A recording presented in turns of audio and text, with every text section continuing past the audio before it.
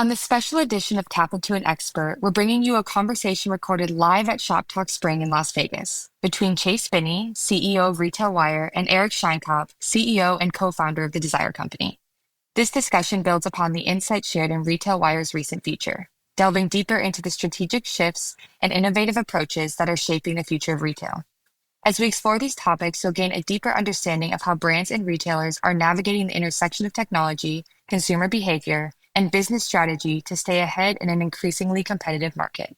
Enjoy.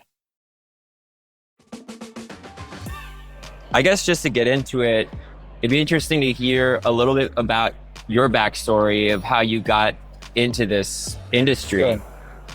Yeah, so I started in the music business and was placing music into commercials, movies, TV shows, video games. We became the largest provider of music to corporations, and then I sold part of that company to Coca-Cola. And at that point, then after exiting, I wasn't able to work in the music industry because of a non-compete. So I started looking at all of the people who worked around the music industry. And I realized, like, behind Lady Gaga and Beyonce and Rihanna, I knew their nutritionists, their estheticians, their physical therapists, their trainers, their chefs, their choreographers, and realized that those are people who work incredibly hard all their life to be the absolute best in a very unique niche area. And over the years of figuring out how to create content with these people who aren't typically in front of the camera, we found retail media, which is the sweet spot of our industry right now. And that's where we're at. So it's been a long evolution of trial and error and figuring out how to make the most of the content that we are creating. And really found that brands need the content from these experts who have trained all their life in a very specific vertical.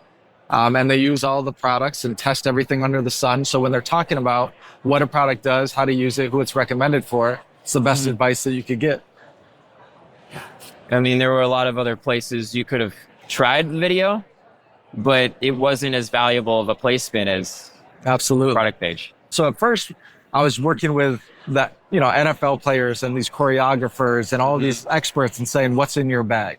That's what we were doing. What's in your bag? What's in your bag? And What's they were the gear that out, you use? Yeah. What do you use on game day? What are you listening to? What do you use to stay healthy in the off season? Whatever it might be. For the choreographers who are on tour with Beyonce, what do they use when they're on tour for 18 months on the tour bus and going from hotel to hotel to stay comfortable and refreshed? And that was really cool and interesting, but there wasn't a lot of monetary opportunity in that. In the same way that we found placing that content on a product page for a retailer, there's a lot of value that we're creating. Therefore, there's a lot of value exchange. Well, they have the audience. They have the traffic, right? Our content is getting over 1 million views a day because it's on all of these retailers, Target, Walmart, Tractor Supply, Best Buy, and they have hundreds of thousands of viewers a day each. And then our stuff lives on connected television and social media. So you're talking about millions of people interacting with our content. It wasn't about us creating that audience. It was about us creating the right content for the audience. A lot of people wouldn't think that that's an audience. Right. Well, right?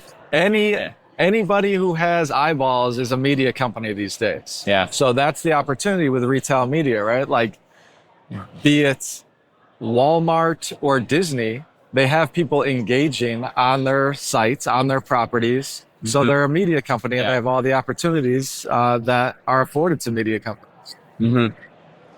And that's one thing I thought was fascinating about this creative content. You see a lot of influencers out there today, and they're making this kind of content on their own. Yeah. Sometimes they turn into a full-fledged, professional agency. And still, I think there's a trust factor. Yeah. And one of the things that when we were preparing to chat today, it was looking at how is this content driving results? Right. And it's a mix of results for the retailer and for the brand. Yeah. So where are you in that cross section? So it's the most beautiful thing in the world because we live directly on the retailer's website and they have all that information. So they could tell immediately if we're making an impact or not. Versus social media influencers, they've got bots that are liking their content, fake comments. Their reach is nowhere close to what they say it is. And some of them aren't doing it with any bad intention. It's just that there's a lot of bots out there and bad actors in social media. With where we sit in this whole ecosystem, it's the retailer's data. We're not feeding them information and saying, here's how many impressions and here's how many clicks. They're telling us. And the most amazing thing about what we provide is you could tell day one if it's working or not. Like you have 100,000 people coming to this product page every single day. You put our video there. Do your conversions go up? Yes or no? It's pretty simple. Yeah. So as long as you're not throwing and testing a bunch of same things at the exact same time, and you're putting one of our pieces of content and then two of our pieces of content, you learn a lot very quickly. And that's one of the reasons why we've been able to activate with retailers so quickly. Are you able to see the data on sales? Is that something that they share with you because you're part of the video team? Yes, it obviously depends on the retailer. Yeah. Some are better at sharing data than others. But yeah, we do. And what we've seen is that when you incorporate our content onto a product page, you're going to get between a 5 to 12 times lift in sales. Not a percent, a 5 to 12 times lift, which is incredibly significant. 500%. It's amazing. Yeah. Now, things with an on-off switch, things with a plug, things that take a little bit more consideration, they perform even better when you put our content there because we're taking the guesswork out of it for the shopper. What we're doing is we're really providing that expert education that says, okay, let me show you how to use this product and what the results are that you could expect. Typically, somebody becomes interested in a product and then they start Googling and doing their own third-party independent research. We're putting that third-party expert review or product information directly at the point of sale. So it saves people a lot of time. It helps them buy the right products the first time. And yes, conversion goes up significantly. Well, I know one example, you mentioned DJI. Yeah. I was standing in Best Buy and I asked the sales associate about the mics. Sell me a mic. Yeah. And he kind of, well, I don't know. I mean, I literally pulled up YouTube and listened to reviews of these mics as he stood there trying to point me at little labels. Yeah. And so it's like having an expert is such a key factor for the sale to happen. And I knew that as a shopper, I knew where to go when the salesperson couldn't answer it. Well, the funny thing is we used to say having our content on your website is like having an expert in every aisle. Like wherever you're going, you have an expert there who's able to educate you just like being in store. Yeah. Problem is in store, people aren't as educated on the products as they used to be.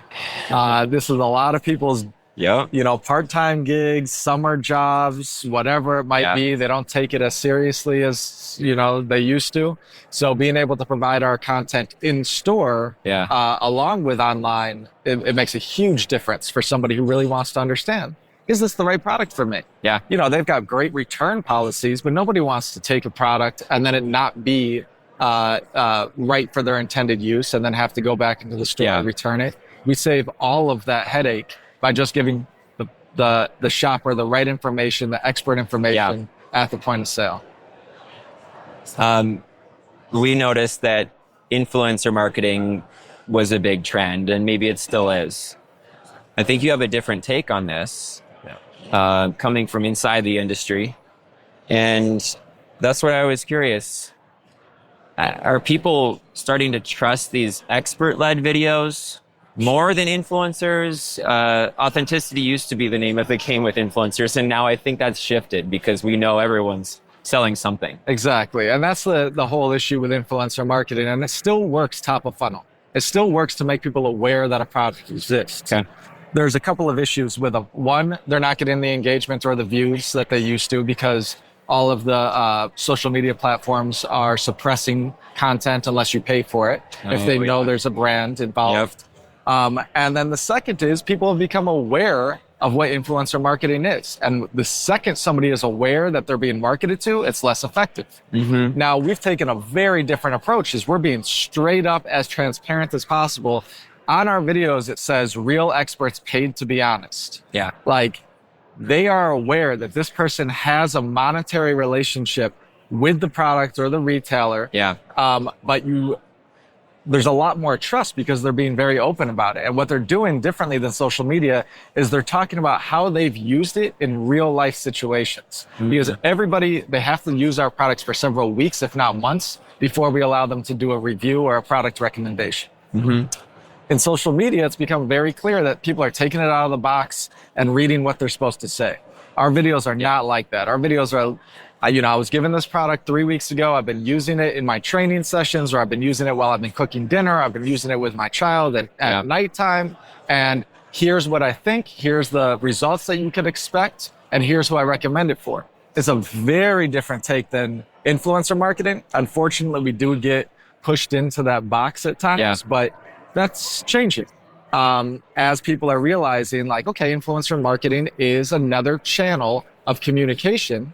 And you have, on top of that, you have your celebrity endorsements, influencers, but then there is no product that provides the expert education that we have now started providing directly when you're trying to buy a product. It's all top of funnel. We are low funnel. When you're thinking about buying it, we're going to get you over that line.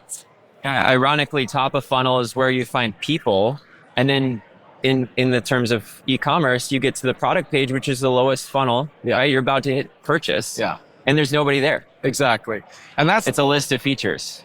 And it's crazy because it's like, and then everybody's like, okay, well, we have to spend more money getting more people to the site. Well, if you got 100,000 people coming to your site, you want to spend, and you're getting a 2% conversion, you want to spend more money getting 120,000 people to your site?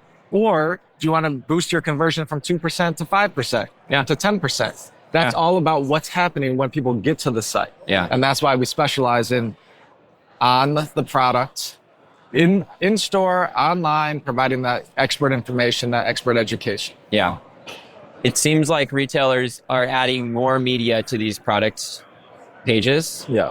How are they tracking whether that's making the difference? Are they testing between a page without your content and a page with it? We highly recommend A/B testing. Send some people to a page without our content, send some people to a page with our content, you will see a stark difference. And yes, they're adding more and more features. We're lucky because we're not asking them to implement any new technology. We're just monetizing an existing piece of real estate on a website, which is in the product carousel for the most part above the fold. But we would highly recommend not adding multiple things at the same time. Otherwise, you're not collecting the right data. So yes, A/B testing, we love it. You see a difference immediately. Well, then the decision's pretty clear. Yes. Right?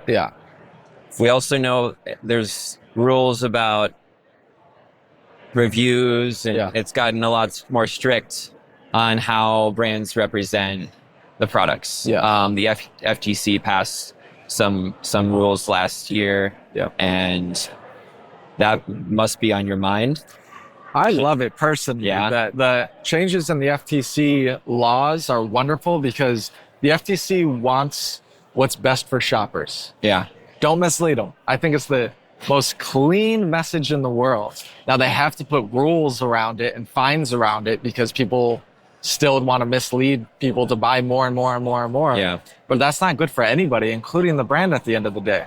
So the work the FTC is doing is incredibly helpful for the future of commerce. Right? Like if you could get people just to be more honest about the product and who's the right person to buy your product, there's going to be more longevity in the industry overall. Don't mislead people. Don't mislead people. And what that means is like you cannot cherry pick your reviews. You can't put only 5-star reviews on your site and leave out all the 2 stars and 1 stars. Either do it all or do none. And if you have any type of relationship with somebody who's promoting your product, it has to be very clear to the consumer. Otherwise, again, you're misleading them. Yeah. So we love the changes in the FTC rules because it 100% backs our thesis, which is give people honest information about the product and you're going to sell more. You might not sell every single person that comes to your site because you're not tricking them into buying your product. Yeah. But they're going to be happier. The ones that do buy, they're going to come back time and time again. Whereas people who are who purchase off of influencer recommendations, 80+% of them have been frustrated and disappointed with the product that they've bought, and they don't take it out on the influencer; they take it out on the company.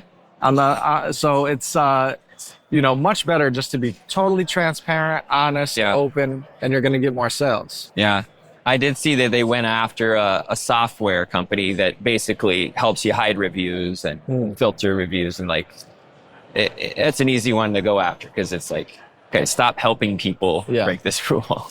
Well, it's actually very interesting. Like Amazon, Google, the day after all these rules went into place, they had to sue a bunch of their vendors. They don't want to do that, but they don't want to be responsible for having a platform that provides fake reviews. If they found out, I mean, there was 50,000 Facebook groups that were shut down that were selling fake 1-star and 5-star reviews. You know, the 1-star reviews are just as dangerous, if not more, because they will push a good product out of the algorithm. And then that product won't even show up in a search anymore. Yeah, it's like black hat strategies. Yeah. So if you got somebody knocking off a brand, they buy a bunch of fake reviews against your original product, then you're going to be the only thing that rises. Yeah. And so they need to take action. And it is these bigger platforms that obviously are going to be the first ones that are hit, but it is going to absolutely trickle down because the big platforms are going to have to come after the little guys and say, like, guys, please stop. So it's a good thing overall. Yeah, that's shocking. I was just thinking about the returns. Yeah. I think about if you're kind of tricked into, and this is the sales. I never wanted to be a salesperson because I thought it was about tricking people into buying things. But giving honest reviews or honest... It's just honest information. Yeah. It's honest education about a product. Yes, I'm interested in this. Is it right for me? Our videos are going to tell you who it's right for, what you could expect from it, and why they like it. And that's what people are looking for. That information has never really existed. The onus has always been on the shopper to find that information themselves. So they go to the product page, they can read the specs, and then they have to go to YouTube or they have to go to Google and do all their searches. By just putting that honest information right there from an expert, it's a total game changer. It's a very simple concept, but it's very effective. Yeah. And you've navigated that pretty well, it seems. Yeah. Are there compliance blind spots? Spaces where it's like, it's a gray area? I think for brands, there are some tricky things to navigate with the new FTC rules. Silly things like... And I don't mean to ask for legal advice. Just, from what you've seen. Yeah, I mean, the brands have to deal with a lot of things. It's been an unknown if they're going to be able to use the same review on a 65-inch TV and that exact same television, but 55-inch. Oh, and like, point. Do you have to have a totally different review? Luckily, the FTC, they toned that down and they were like, no, if it's the exact same product, people could use some logic to decide by themselves. I like the white TV, not the black TV. Exactly. But it is tricky, and they are caught off guard a lot. And now it's $53,000 per violation of a fake review or an influencer endorsement that's not clearly transparent. So brands are nervous. They're nervous about working with everybody. Obviously, everybody gets that celebrities are paid to represent a product. Anything below a celebrity, it's always been a gray area. Yeah. People are aware that influencers do it, but they don't totally come out and say they do it. And they might put partner in their, in a hashtag. That's not legal anymore. Okay. And you have to say that there is a paid relationship. Either I received the product for free or I was paid to review this product. And brands have a very tough time believing that that's what's best for them.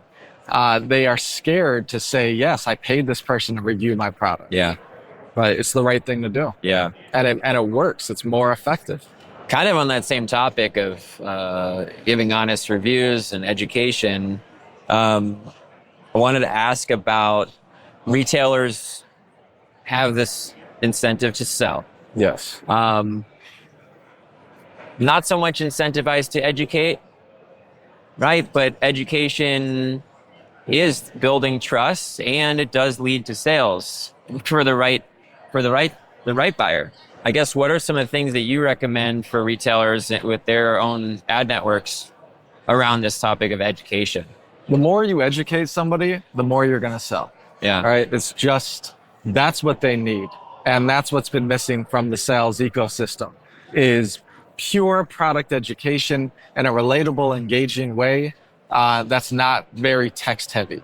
Like if I could watch a 45-second video from an expert instead of reading pages and pages, or 100 reviews, it helps me make a purchase, right? So what retailers are starting to realize is the more that they educate the consumers on the products that they carry, the more sales they make, the more loyalty that they're going to have, the more people are going to actually appreciate their offering, their retail environment, especially in this age of all these AI shopping bots and every retailer's creating their own AI.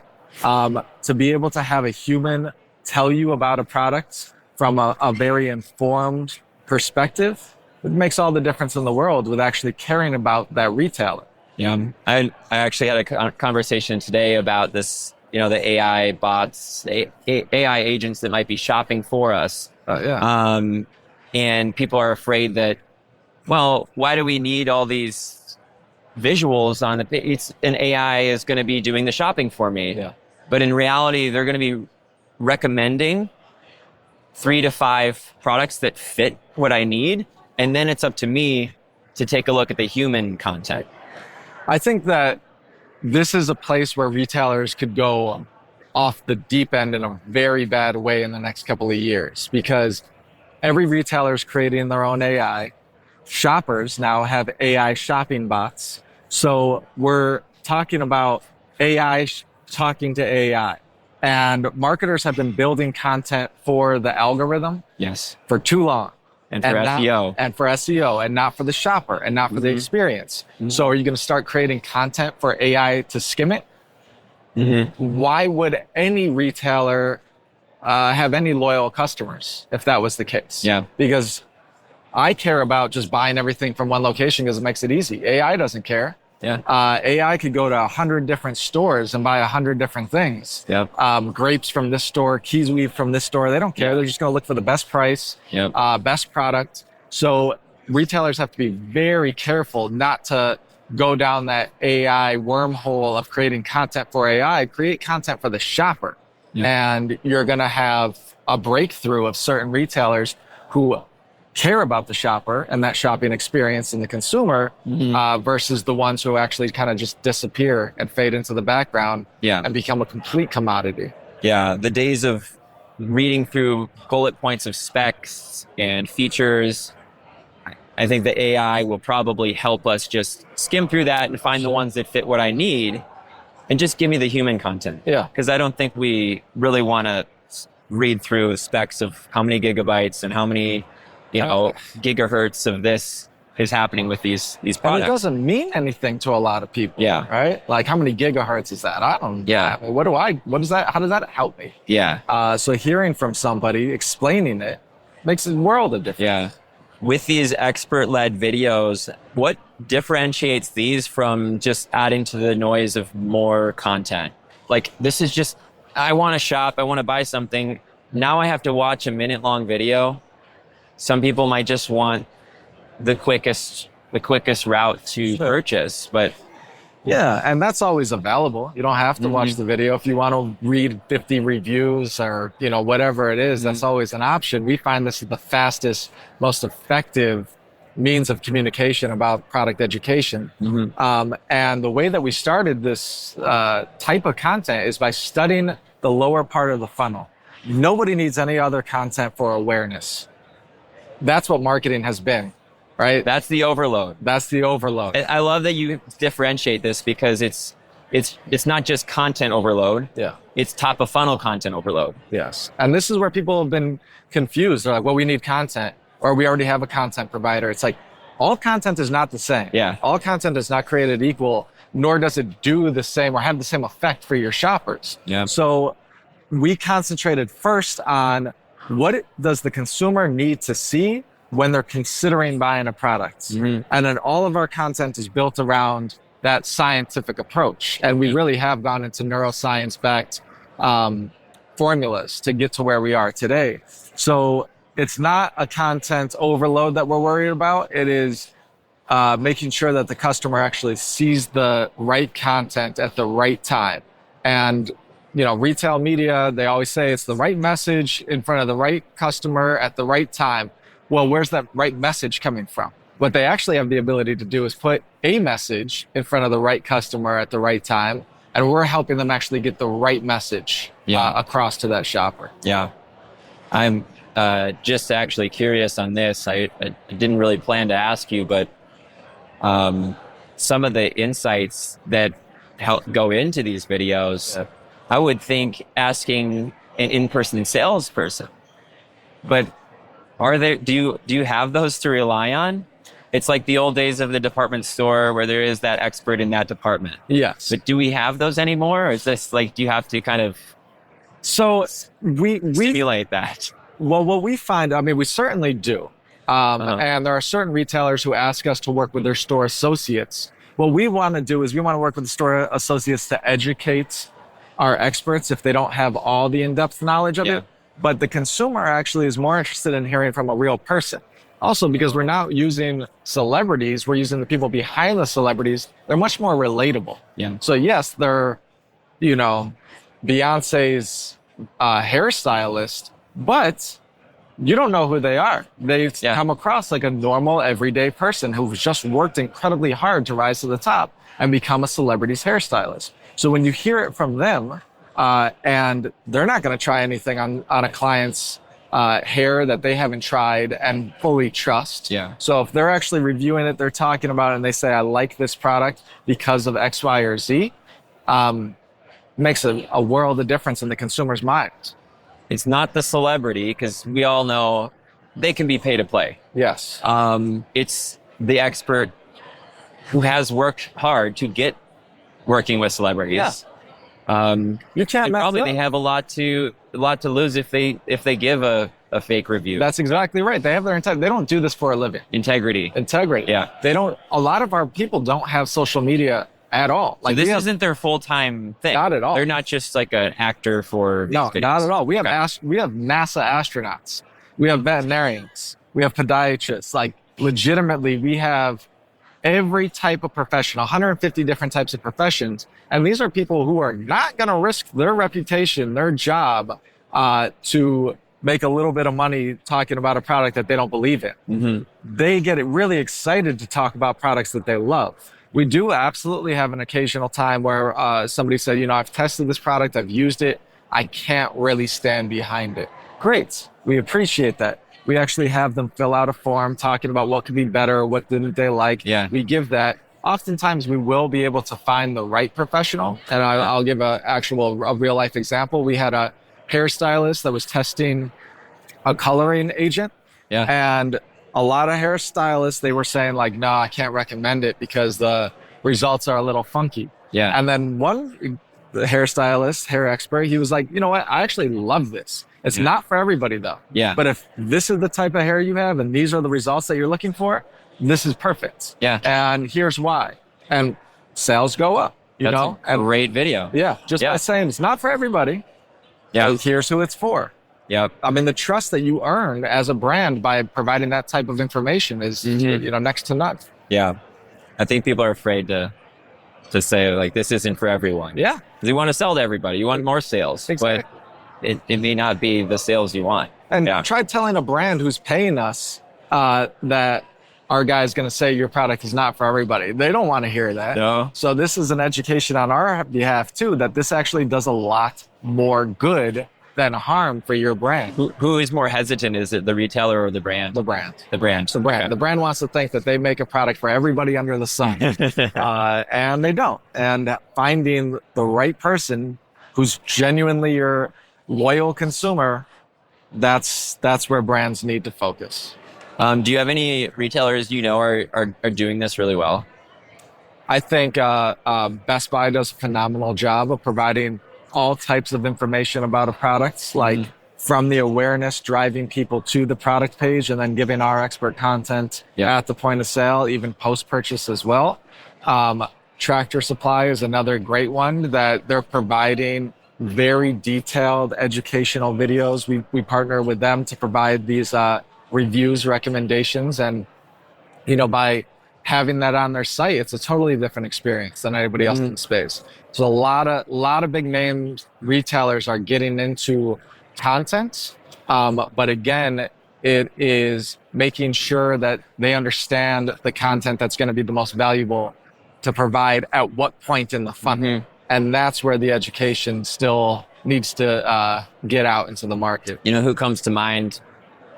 The Food Network. Yep. HGTV. Yep. And these are shows and series that often there's some products in there, and but it's built on a story and built on experts. Absolutely. Yeah. And our head of production, he actually comes from the Food Network. That's where we hired him from. And it's because somebody's not going to get on the Food Network and show how to make their famous recipe with a product that they don't believe in. Yeah. So it's that whole idea of like, let them talk about what they actually use. Yeah. If they don't like it, don't put it in their hands. Don't ask them to talk about it. If they like it, they're going to talk about it like they love it, because they do. And it helps them achieve their goals. What are the odds? I just thought of the Food Network. Yeah. No. You're hiring people from those shows. Yeah. So. I feel like a lot of the things we've covered, I had a few other questions, but we've covered some of them. Yeah. How to make it authentic, and we've just hammered on that. That's the name of it. It's from the beginning. Like all this has been about being authentic and transparent, like even to the point of these are paid to be honest. Yes. Right? So it's it's an above the table kind of thing. Yeah. Consumers will see it and see this is someone who's paid, but there's reasons to believe them. Yeah, absolutely. It's all about the reasons to believe, right? Like if you're going to, it could be a small purchase or a large purchase, you still want to believe that you're buying a good product.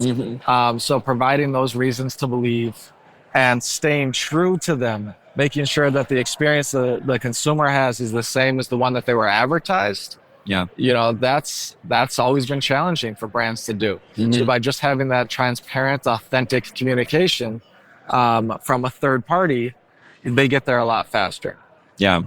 Well, this has been so fascinating to see that you found this niche for content and understanding the different levels, which I think a lot of marketers know. They know this, and we study this top of funnel, mid of funnel, tofu, bofu, right?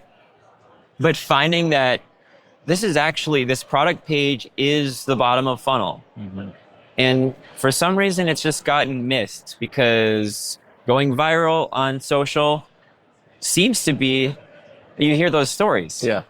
Oh, it went viral and then millions of sales. Yes. What was missing, and that could be just an anomaly. Well, and that will continue to work, but it's not a good strategy for somebody to say, I'm just going to have my product go viral. Yeah, we're just going to go viral. We'll just take this one viral and then that one. And some of these are everyday household items. So it's not like, the new blender is that viral and crazy. It's totally unpredictable is the issue. Yeah.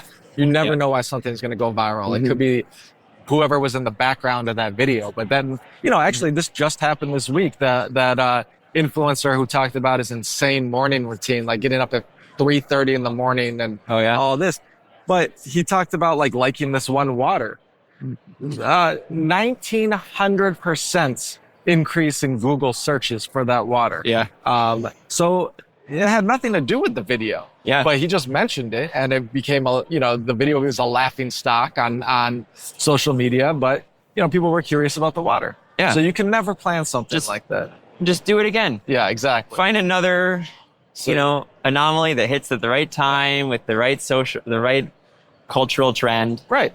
So you got to be much more thoughtful about the consistency of content. Mm-hmm. Like, it's not going to go viral because you want it to go viral. You can't trick people anymore. Again, the algorithms are suppressing all types of content if they think there's any brand relationship, because they want to be paid to amplify it. Yeah. So you have to have a more consistent strategy when it comes to deployment of content. It sounds to me like an opportunity for retailers to build a brand and build a face. Yeah. When the trend is, with all of the bigger ones, they are opening up to marketplace concepts where they're letting everything into their stores. Right. Building some consistent, with this video content, building some consistency as a retailer. Yeah. To be different than the other retailer. And that's why our logo is on all of our videos. So it doesn't matter what retailer it's on. If our video lives there, you're going to see our watermark on it, because that's the sign to the consumer. Like, oh, okay, this is a trusted third-party expert. This does not come from the brand. This does not come from the retailer. Yes, there is a monetary arrangement here, but learning that these are all trusted third-party experts giving real, authentic, transparent feedback about products makes a totally different experience for the consumer. And it is the right time to do it, as all of these retailers are, as you said, opening up to third-party marketplaces. Crap floods them immediately, and it's not a pleasant experience for the consumer. So focusing some of your efforts on how do you continue to create the best experience for the shopper is very important, and it's something that has been missed over the years. Yeah, keeping that quality up.